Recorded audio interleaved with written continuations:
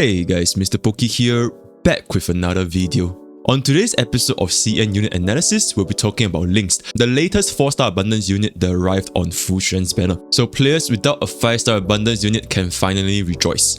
Lynx brings a lot of useful abilities to the table as a sustain that even rivals 5-star units. With increasing taunt value as well as a team-wide cleanse, Lynx standing amongst the current sustain roster is looking to be extremely promising. So this guy will aim to unleash her full potential using her most optimal builds as well as looking at some alternative options. Right, without further ado, let's get into today's content.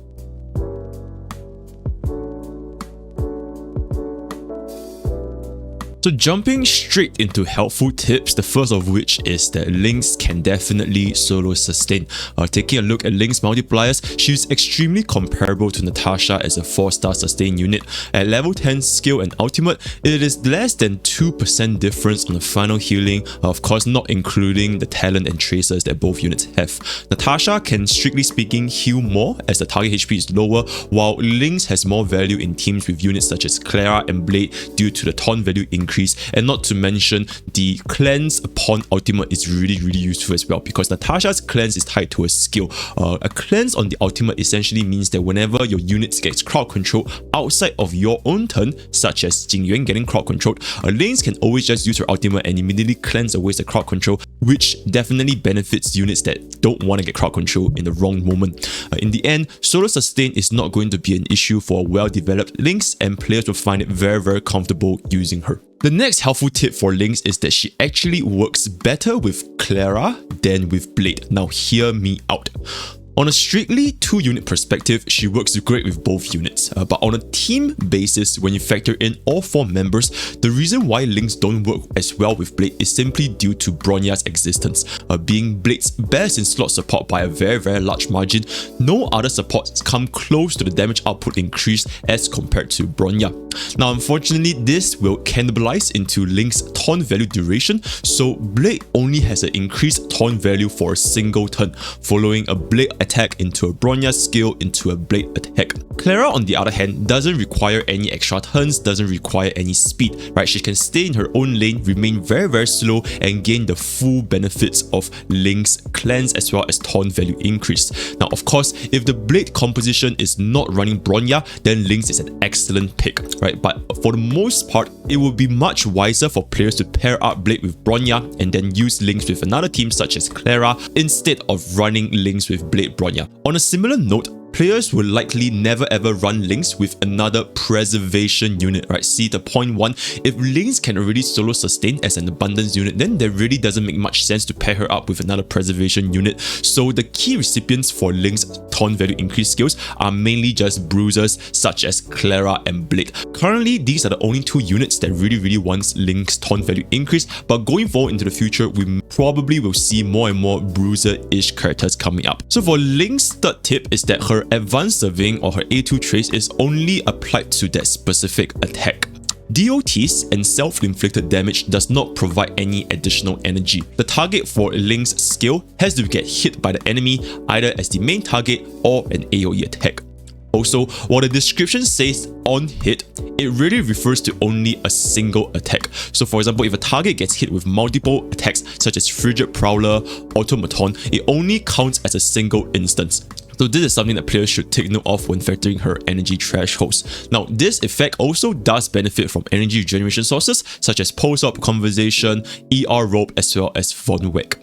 And for last helpful tip is that Lynx is more skill point intensive compared to the other abundance unit, namely Natasha and Luocha. Why is this the case is because out of all the abundance units, Lynx has one of the highest skill point consumption due to her skill being a proactive skill instead of a reactive skill. Think of a skill somewhat similar to like a support. For Lynx, she needs to cast a skill every 2 turns in order to maintain its effect. And note that this is tied to the target's turn. Hence, if the unit that you want to have increased taunt value has a very high speed, such as Blade or Bronya, then a taunt value will see very little uptime unless we use additional skill points. This in contrast with units such as Natasha and Luocha. Luocha, of course, is the lowest skill point consumption unit. And Natasha, generally speaking, you don't really need to use a skill unless you absolutely have to. For example, like a cleanse, or you see basically what the enemy unit is doing to you, right? But for Lynx, you pretty much always want to use a skill, especially if you're going to be pairing her up with Clara and Blade. And so that is all for Lynx helpful tips.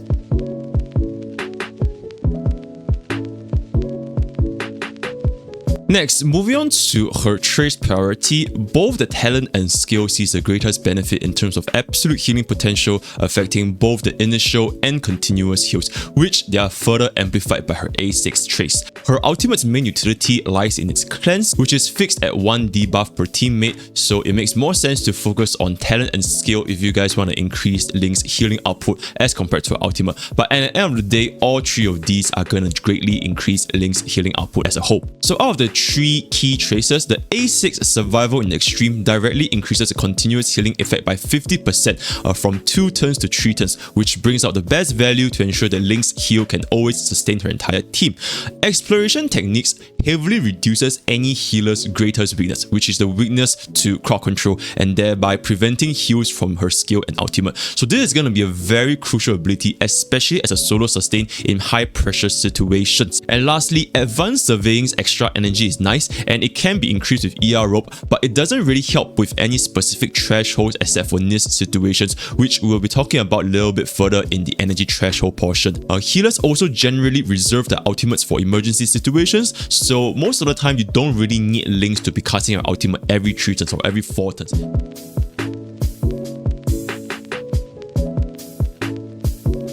Now for Lynx's special mechanic, her taunt value increase, she is the second unit with a skill to increase taunt value following March 7th's footsteps. Now how taunt value works is exactly as follows, and for more information please check out this link over here. Right, this link will essentially direct you guys into the Honkai Stario wiki, which will exactly explain how taunt value as well as aggression works in this entire game. Right, everything is well documented here, but I will not be going through for every other character. Right, so for Lynx specifically, we're just gonna go down and see here. You can see that her skill increases the taunt value by 500%, and the target is only for destruction/preservation allies. As I have mentioned, most of the times you would not be running preservation with Lynx unless you're in a high pressure situation such as Swarm Disaster 5. Then maybe Lynx might have a difficulty sustaining the entire team. If you want to have a more comfortable playing experience, then that is one of the only few contents I can think of where you want to run a preservation ally with Lynx. So assuming that we are running a team of Clara, Lynx, Pella and Yukong, which is the standard Clara hypercarry setup, the taunt value will be as follows for the entire team.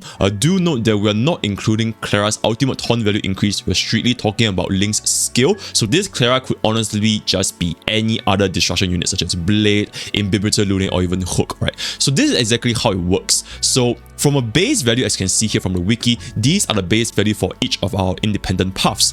So for Clara being a destruction path, her taunt value is going to be at 5, and the rest of the unit here being abundance, nihility and harmony, their taunt value is going to be 4 respectively. So the chances of Clara getting hit in this specific scenario is going to be 5 out of 17, which is the combined value of an entire team here, which is roughly 29%, and all other units have a roughly 23% chance of getting hit. But with Lynx's taunt value increase, the new taunt value will be as follows. Clara will now have a 30 taunt value instead of 5 because of Lynx's skill. You can see over here is plus 500% modifier to the aggression value, right? So this will basically means times 6 of the original value, bringing it up to 30. The rest of the unit still stays at 4, so now the chances of Clara getting hit will be greatly increased from 29% to 71%, and all other units' chance of getting hit will be drastically dropped down from 23% to 9%. Of course, it will factor in Clara's personal ultimate, which is adding another 500%. You can see that the chances of Clara getting hit is going to be really high.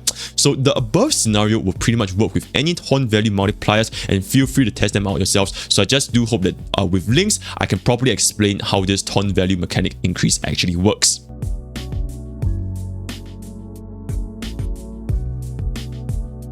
Now moving on to Lynx Eidolon Benefits, you can see that CM players really only recommend her E2 as well as the E6, and even then, these two Eidolons really only benefit the recipient of her skill, which most of the time, like I mentioned earlier, is only going to be Clara and Blade. So just a heads up, if you guys are intending to run Lynx as just a generic support because you guys have absolutely no other 5-star sustain units, then her Eidolons really don't matter that much, if any at all, right? So let's just go through very briefly what it does. For E1, this is going to be the most generic Eidolon, which basically increases the outgoing healing by 20% when a target is lesser than 50% HP, which pretty much turns into another Natasha, more heal value when a target falls below this specific threshold, and it of course includes her ultimate, skill and talent, which generally just makes her a lot more comfortable to solo sustain the entire team. Now her E2 is game changing, but really only for when she uses her skill on a target, namely preservation and destruction units. Like I mentioned just now, she's probably not going to be running with a preservation unit, so in the case of a destruction unit, resisting the debuff application for one time, it can be compared to essentially Fu Xuan's A6 trace. It is a buff that cancels out the next debuff, and this is debuff, right? So it includes DOT and any generic debuffs such as speed down, attack down, defense down, all this kind of stuff. So this makes Lynx's skill even more proactive and beneficial for the target, and units such as Blade and Clara really don't want to get crowd controlled, because if they do, then they cannot land any of their follow-up attacks. So this Eidolon 2 is really good for units like Clara and Blade. Her E4 basically only benefits Clara because Blade doesn't really care for the attack percentage increase, and it is really not that impactful since attack percentage is after all a very common source, and not to mention this only lasts for a single turn. Now E6 is going to be her next big Eidolon, which basically increases the target's max HP percentage, which is affecting only a single target such as Clara and Blade. But the key winner here is the 30% effect res increase. Combined with our E2, our target will be very unlikely to get crowd controlled or even have any debuff applied to them, which also indirectly increases their damage output. So in summary, Lynx is perfectly viable at E0, the key Eidolons being Eidolon 2 and 6, which seeks to increase the target's durability and effect res. Unfortunately, like I mentioned again and again, the only targets that Lynx is paired to most of the time is going to be with Blade and Clara for now. Maybe in the future we're going to see more destruction units, but since players rarely if ever run double sustain, using a preservation and abundance is going to be quite rare. This will be further explained in team compositions, which you can see later on, but generally speaking, if we are going to be running Lynx as a generic sustain, then we pretty much don't have to worry about Eidolons whatsoever. Maybe Eidolon 1 just makes her solo sustain a little bit more, but it's really not that big of a deal.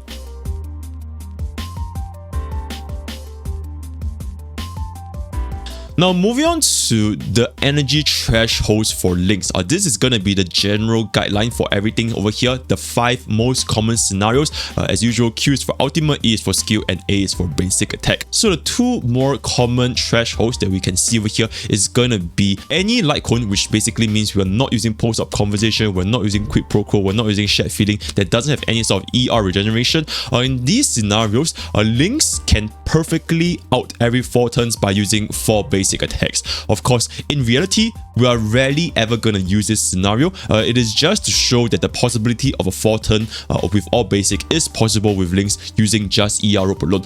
More commonly, you guys will probably be running scaling once and then auto attacking 2 times.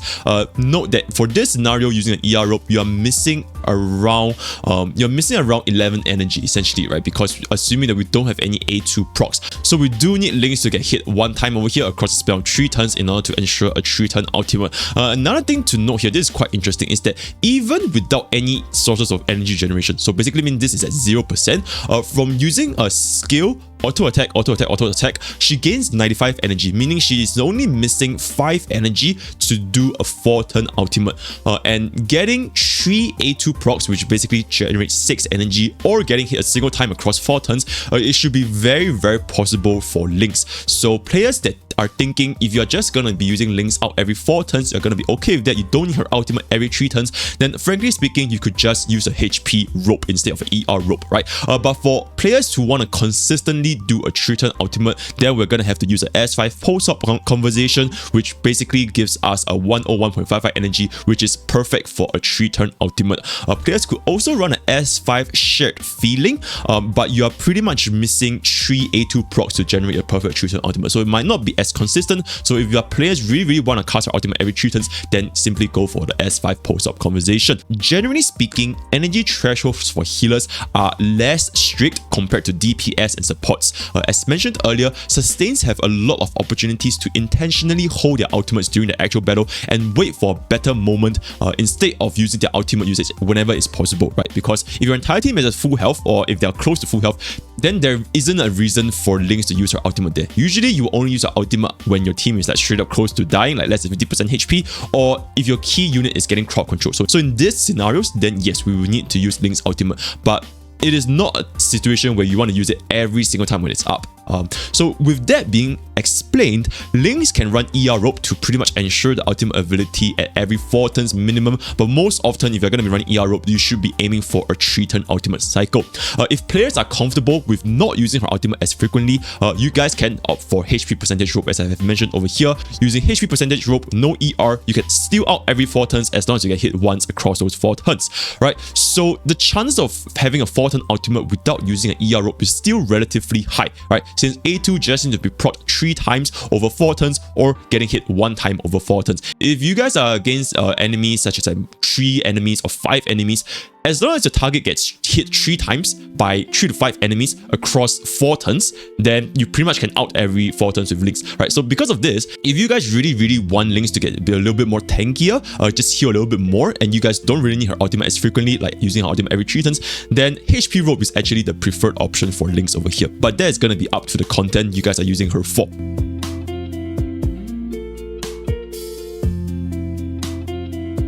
Now moving on to her Relic Recommendations, Longevous / Passerby will bring out the highest possible healing output by combining both HP percentage and outgoing healing percentage. And the best part is that both of these sets, they come from relatively universal Cavern of Corrosion domains, since their counterparts are very widely used. Hackerspace with Longevous and Musketeer with Passerby. Players could actually opt for Hackerspace as a 2-piece or even 4-piece effect, since Lynx ultimate, it does generate Hackerspace 4-piece speed buff. So players can actually consider this set if you want Lynx to just generate more skill points for the entire team, or if the players simply do not require the additional healing output from Passerby or Longevous. Since Hackerspace is also dropped at the same dungeon as Longevous, Longevous plus Hackerspace 2+2 is a very stamina efficient method of clearing for Lynx. So if you guys don't really want Lynx to have additional 10% healing output, you guys just want to run Longevous with Hackerspace, then that is also perfectly viable. Now for Lynx planetary sets, it's very straightforward. It's either going to be Fleetless or Kill.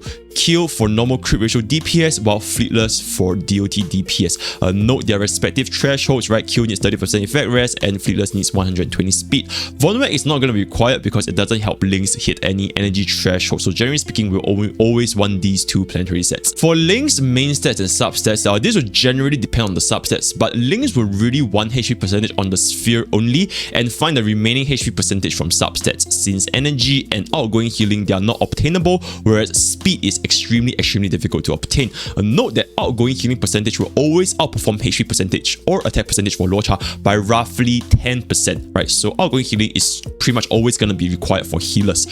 So you're going to see here, main, it was going to be HP percentage or outgoing healing, but generally outgoing healing is always going to let us heal more. Boots is going to be speed, very standard. Rope is going to be HP percentage or ER, but like I mentioned just now, if you guys really don't need Lynx to cast ultimate every 3 turns, you guys are okay with casting ultimates every 4 turns, or just generally don't really need that much of a cleanse, then feel free to run HP percentage rope. And then for a sphere, it's going to be HP percentage, nothing else. Substat priority is always going to be HP and effect rest, followed by speed and defense, followed by break effect, because no other things really benefit Lynx that much. And that is going to be that for Lynx Relic Recommendations.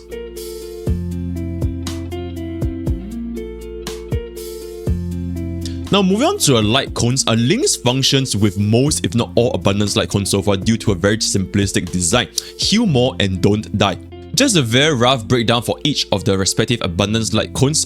Bailu's signature Lightcone time waits for no one is going to be the best because there's HP percentage, it gets outgoing healing, as well as some additional damage is always going to be nice. Pulse-up conversation, especially at S5, it will help to increase Lynx ultimate heal and heal up time. Very useful if you need more cleansers. And the perfect timing is going to be excellent because rest is an incredible stat for any unit to prevent crowd control, especially so for healers. However, take note that Lynx does have an innate crowd control rest, so this effect might be less useful compared to healers without it, namely Natasha. But nonetheless, still an excellent stat to have. Shared feeling, since Lynx uses a skill quite frequently compared to other sustained units, this teamwide energy regen is going to be quite prominent when using it on Lynx. Warmth shortens the cold night is actually a really good Lightcone on Lynx because it provides additional heals that is applied to skill, talent, and ultimate, as well as increasing Lynx max HP percentage. However, this Lightcone in particular, because it's a battle pass Lightcone, it is very difficult to hit S5, and with an abundance of other good substitutes in the Lynx Lightcone category, generally this would not be recommended because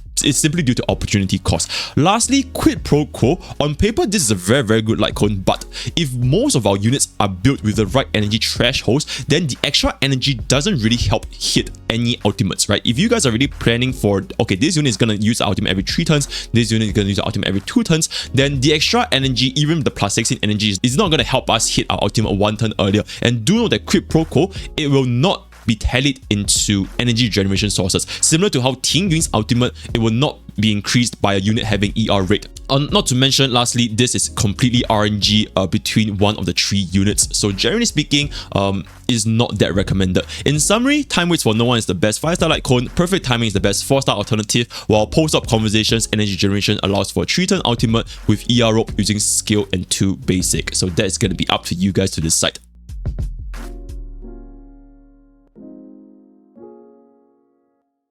Now, finally, moving on to our last section, the Lynx team composition. She functions really well, just like any other sustain, but she really shines in team comps where her special mechanics can be fully utilized, namely taunt value increase as well as a team-wide cleanse. If we are not going to be using Lynx taunt value increase, or if we don't really need to use the cleanse that much for like specific contents, then Natasha generally provides more healing output.